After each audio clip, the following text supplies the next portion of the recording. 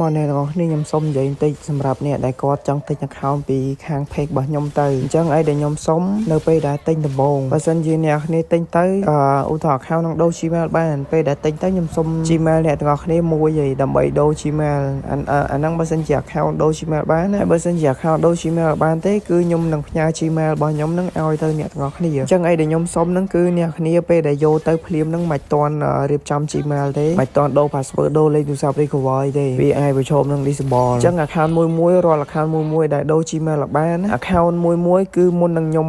លក់គឺខ្ញុំបានរៀបចំស្អាតអស់ហើយអញ្ចឹងពេលដែលអ្នកគ្នាទិញទៅអ្នកគ្នាមិនរៀបចំភាសាទៀតទេវាអាចប្រឈមនឹងការ disable Gmail ព្រោះថា account ហ្នឹងខ្ញុំទៅរៀបចំហើយទេតែពេលអ្នកគ្នាយកទៅអ្នកគ្នារៀបចំ account ហ្នឹងភាសាទៀតអញ្ចឹងវាអាចប្រឈមនឹងការ disable Gmail បានអញ្ចឹងដល់ពេលនៅពេលដែល Gmail ហ្នឹងវា disable វាពិបាកធ្វើអ្នកភាគរយដែលធ្វើបានហ្នឹងគឺវាមានតែអញ្ចឹងទៅខ្ញុំអត់ចង់ឲ្យអ្នកគ្នាយកទៅភ្លាមរៀបចំភ្លាមទេចង់ឲ្យអ្នកគ្នាលេងឲ្យបានមួយអាទិត្យសិនទៅចាំអ្នកគ្នារៀបចំតាមក្រោយហើយដូចខ្ញុំបញ្ជាក់ម្ដងទៀតអញ្ចឹងអានេះចំពោះអ្នកដែលគាត់ទុកចិត្ត page ខ្ញុំទេអ្នកដែលគាត់ទុកចិត្តអានឹងខ្ញុំអត់ដឹងថាត្រូវនិយាយថាម៉េចដែរតែគាត់ថាបើសិនជាអ្នកគ្នាទុកចិត្តទិញហើយអ្នកគ្នាអាចទុកចិត្តខ្ញុំ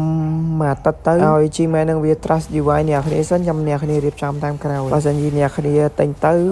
រៀបចំភ្លាមវាអាចប្រឈមនឹងការ disable Gmail ដូចខ្ញុំនិយាយពីខាងដើមអញ្ចឹងអ្នកដែលគាត់អត់ទាន់ទុកចិត្ត page របស់ខ្ញុំទេគាត់អាច check មើលបន្ថែមបានបើថាគាត់នៅតែអត់ទាន់ទុកចិត្តទៀតនឹងក៏ខ្ញុំអត់ដឹងថាទៅនិយាយថាម៉េចដែរអញ្ចឹងវិញខ្ញុំមានតែប៉ុណ្្នឹងហើយអ្នកគ្នាហើយក៏អរគុណអ្នកគ្នាដែលគ្រប់គ្រងខ្ញុំពី page ខ្ញុំពី0 follow ទាំងមួយចាស់ទាំងមួយថ្មីរបស់ខ្ញុំតាំងពី page ចាស់អញ្ចឹងខ្ញុំអត់មានអីក្រៅពីអរគុណអ្នកគ្នាទេហើយចុងក្រោយហ្នឹងបើសិនជាអ្នកគ្នាចង់ទិញឬក៏លក់ account Mobile Legends អ្នកគ្នាកុំភ្លេចឆាតចំកាន់ page របស់ខ្ញុំមកឬក៏ឆាតមកកាន់ Telegram របស់ខ្ញុំក៏បានដែរហើយឈ្មោះ Telegram និងឈ្មោះ page របស់ខ្ញុំដាក់នៅក្រោម bio TikTok